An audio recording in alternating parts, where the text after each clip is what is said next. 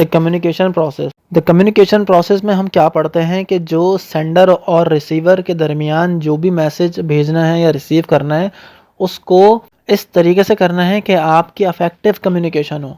Affective communication का मतलब ये है कि जो चीज़ आप चाह रहे हैं वो हो। सिर्फ ऐसा नहीं है कि अगर आपको किसी घर में किसी ने कहा कि भाई मेहमान आ गए, आप कुछ सामान ले आए, तो वो आपने ये मैसेज तो दे दिया उसको, अब वो सामान लेने के लिए गया हुआ है। अब आपने उसको ये भी बताना है कि भाई मेहमान आए हैं, आपने जल्दी लेकर आना है। ऐसा ना हो कि जब आप लेकर आए सामान मेहमान जा चुके हों, क्योंकि कभी कभार ऐसा होता है कि मेहमान आता है मगर बहुत थोड़ी देर के लिए आता है। तो हम क्या करते हैं, जब भी कोई सामान मंगाते हैं मेहमानों के लिए, तो उनको ये बात बता देते हैं कि ये जल्दी से आना। अगर हम उसको ये नहीं कहेंगे कि जल्दी से आना, तो हो सकता है रास्ते में उसको कोई दोस्त मिल जाए, कोई काम पड़ जाए, तो वो उन कामों में बिजी हो जाए या थोड़ा सा लेट हो जाए। लेकिन अगर हम उसको ये भी कह देंगे कि भाई जल्दी आना, तो वो क्या करेगा, अगर उसको कुछ काम पड़ भी रहा होगा तो वो उसको इग्नोर करेगा, पहले घर आएगा ताकि उनके आने से पहले काम हो जाए। तो इसी तरीके से ये जो प्रोसेस है कम्युनिकेशन का, इसमें हम क्या करते हैं, सेंडर होता है, उसके पास एक मैसेज होता है। एक सेंडर है, एक इनकोडिंग मैसेज है, फिर है एक चैनल, फिर है मैसेज रिसीव्ड, फिर है मैसेज डिकोडिंग।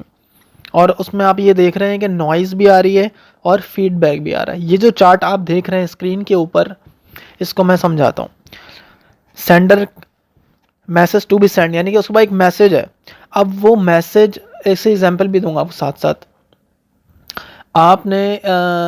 आप एक ईमेल लिख रहे हैं और ईमेल के थ्रू किसी को बताना चाह रहे हैं, तो अगर आप सेंडर हैं तो पहला जो बॉक्स बना है मैसेज टू बी सेंड, आप एक मैसेंजर हैं और आप इनकोडिंग मैसेज कर रहे हैं, यानी कि उसको पूरा डिस्क्राइब कर रहे हैं कि मैं इस तरीके से आपको ये बता रहा हूँ। फॉर एग्जांपल कि कल हमारी एक मीटिंग है, तो आपने इतने बजे मीटिंग के लिए पहुंच जाना है। तो आपने इनकोडिंग मैसेज का मतलब ये है कि आपने क्लियरली उसको डिफाइन करना है उन सबको जिनको आपने मीटिंग्स में बुलाना है, कब बुलाना है, किस टाइम पर बुलाना है, फॉर्मल मीटिंग है, इनफॉर्मल मीटिंग है, पूरी डिस्क्राइब करना है। इस डिस्क्राइब करने को इनकोडिंग कहते हैं। इनकोडिंग मतलब इस तरह का मैसेज बनाना कि जिसको भेजने उसको समझ आ जाए। तो आपने इनकोडिंग मैसेज कर दिया। चैनल, इसके बाद है चैनल। चैनल मतलब ये है कि लैंग्वेज, उस लैंग्वेज में आपने मैसेज को कन्वे कर रहे हैं कि उसको समझ आ जाए। अब अगर चाइना से पाकिस्तान में अगर कोई कम्युनिकेशन हो रही है थ्रू ईमेल, तो ऑब्वियसली वो इंग्लिश का यूज़ करेंगे, वो चाइनीज़ में लिख के ईमेल नहीं करेगा क्योंकि हमें समझ ही नहीं आएगा। मैसेज तो सेंड हो जाएगा उसकी तरफ से, वो उसको इनकोडिंग भी कर देगा, डिस्क्राइब भी कर देगा अपनी तरफ से, लेकिन जहाँ वो भेज रहा है वहाँ डिलीवर भी हो जाएगा लेकिन समझ नहीं आएगा। तो हमने चैनल ऐसा यूज़ करना है, चैनल का मतलब है लैंग्वेज, ऐसी लैंग्वेज यूज़ करनी है कि उसको समझ आ जाए। उसके बाद है रिसीवर। रिसीवर में दो बॉक्स आप देख रहे हैं, पहला है मैसेज रिसीव्ड। मैसेज रिसीव्ड का मतलब ये है कि अब हम ईमेल कर रहे हैं तो उसको रिसीव हो गई, उसको नोटिफिकेशन मिल गया कि भाई ईमेल आ गई। अब उसने ईमेल खोली, अब ईमेल खोली, अब वो उसको मैसेज को डिकोडिंग कर रहा है, यानी कि वो समझ रहा है उस चीज़ को कि भाई जो मैसेज भेजा है कि मुझे समझ में आ रहा है या नहीं आ रहा। जब अगर उसने सही से इनकोडिंग किया होगा तो उसको डिकोडिंग करने में बहुत ही आसानी होगी, यानी कि समझने में आसानी होगी। इनकोडिंग और डिकोडिंग से आप लोग कन्फ्यूज मत होइएगा। इनकोडिंग का मतलब है डिस्क्राइब करना अच्छे से और डिकोडिंग का मतलब ये है कि समझना अच्छे से। तो जब आप डिकोडिंग कर लेंगे, उसको समझ लेंगे, तो आप तक मैसेज पहुंच जाएगा।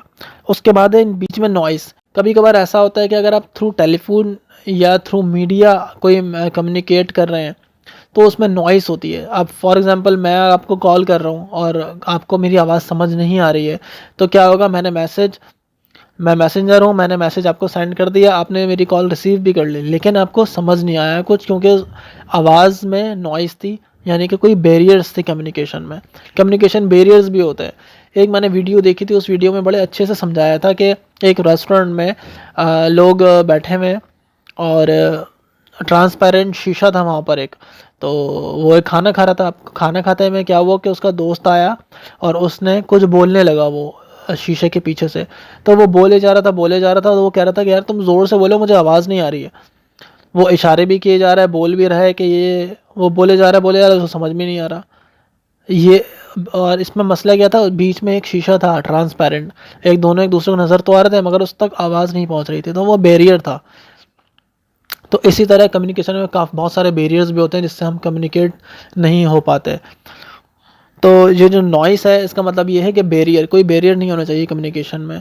अब आप ये पता कैसे चलेगा कि बैरियर है कि नहीं है, ये लास्ट में आपने देखा होगा फीडबैक लिखा हुआ है, फीडबैक लाजमी लेना है आपने। जब आपने ईमेल कर दी, आपने डिस्क्राइब कर दिया, उस तक पहुंच गए, उसने पढ़ ली, अब आपको पता कैसे चलेगा कि उसने पढ़ ली है और उसको समझ में आ गई है। तो वो आप फिर उसको कंफर्म कर लें, या तो वो आपको रिप्लाई करेगा, फीडबैक देगा कि हाँ कि मुझे आपकी ईमेल रिसीव हो गई है और मैं समझ गया हूँ, ठीक है हम कल इतने बजे मिलते हैं। तो ये आपको मालूम हो गया उसके फीडबैक से कि आपका मैसेज कन्वे हो गया है।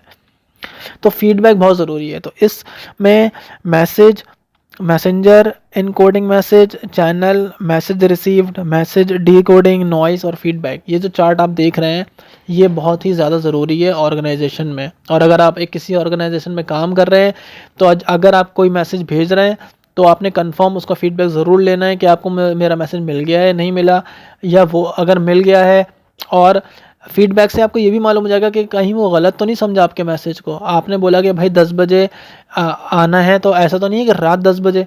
अब आपने टाइम तो लिख दिया, अगर आपने पीएम और एएम नहीं लिखा तो वो कंफ्यूज रहेगा, वो समझेगा कि 9 बजे आपने बोला है तो 9 AM 9 PM दोनों जगह मीटिंग्स हो सकती हैं। तो आपने फीडबैक से ही आपको बहुत सारी चीज़ें मालूम हो जाएंगी कि वो सही समझा है आपकी बात को या नहीं। तो ये इसका मकसद होता है। नेक्स्ट वीडियो में हम डाउनवर्ड और अपवर्ड कम्युनिकेशन के बारे में पढ़ेंगे।